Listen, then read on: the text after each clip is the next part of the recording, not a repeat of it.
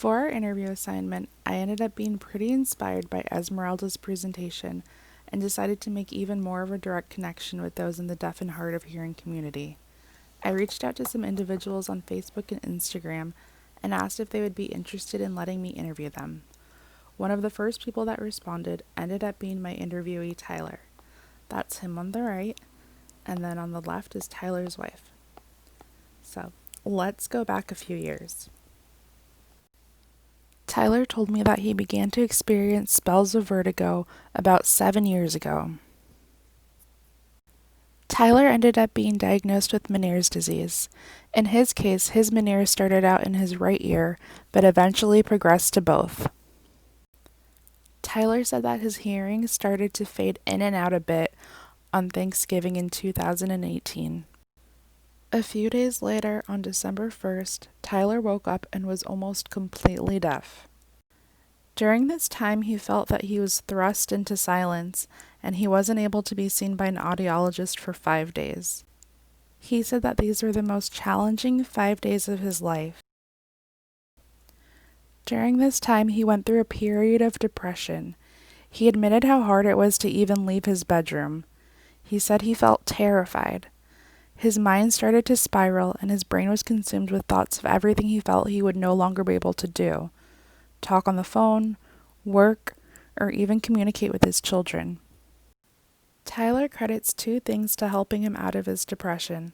The first was being fit with hearing aids, and the second was his wife having him express daily gratitude. She helped him shift his mindset to focus on everything he still had and on everything he could still do.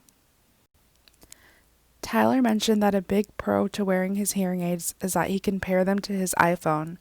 This allows him to make calls, listen to audiobooks, podcasts, etc. Tyler said when his hearing aids work correctly, they are amazing. However, Tyler said a major con of wearing his hearing aids is how often they malfunction. There are times when his hearing aids will cut out randomly up to 10 or 15 times in a day. Whenever this happens, he has to remove his devices and reset them, but this doesn't always fix the issue. This can end up being a 20-second nuisance if he's doing something like watching TV, or a 20-minute nightmare if it happens during a meeting. An alerting device that Tyler mentions he uses is a special alarm clock. His alarm clock has an extension that causes his mattress to vibrate, and that alerts him to wake up. At work, Tyler uses closed captioning via Google Meet. He mentioned that his job is trying to find clear face masks for his clients to use because it is extremely difficult to have conversations with regular face masks. Next, I asked if Tyler considered himself to be big D deaf, little d deaf, or hard of hearing. He said he's had exposure to the deaf community through his mother, who is an ASL interpreter. Although he thinks deaf culture is rich and beautiful, he doesn't identify himself as a part of it. Currently, Tyler is serving as the vice president of the Hearing Loss of America's Santa Barbara chapter. The organization holds monthly meetings to provide group support and engages in fundraising efforts for awareness, services, and advocacy. There were a few things that Tyler brought up that I thought were important for us to consider in the future when we become audiologists. Tyler told me he enjoys many hobbies, but some are very difficult with hearing aids. Water, sports, and exercise were specific examples he used. Water and sweat equal hearing aid damage. He explained that the devices come with such a hefty cost, but are rarely completely covered by insurance. He thinks this is odd because hearing a message is a critical piece of the communication process, and it's just as critical as being able to send a message. Tyler said that he works as a regional consultant for an augmentative and alternative communication service manufacturer. In comparison to hearing aids, AAC devices are largely covered by insurance due to it being considered a medical necessity that someone nonverbal can communicate. Tyler said AAC devices can cost as high as $15,000, and they are largely covered by insurance. I just thought this was an interesting point that insurance companies should consider. Since Tyler brought up his current profession, I wanted to know if he faced any challenges in the workplace.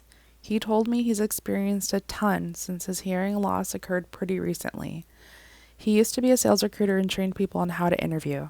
He admitted that he was terrified to interview for his current job. He ended up not disclosing his hearing loss during the interview because he feared he'd get passed over for the job. Tyler said he is normally extremely confident, but doubted his ability to meet the expectations of a new and unfamiliar job.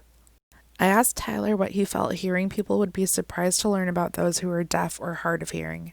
He said he thinks people would be surprised to learn how isolating it can be.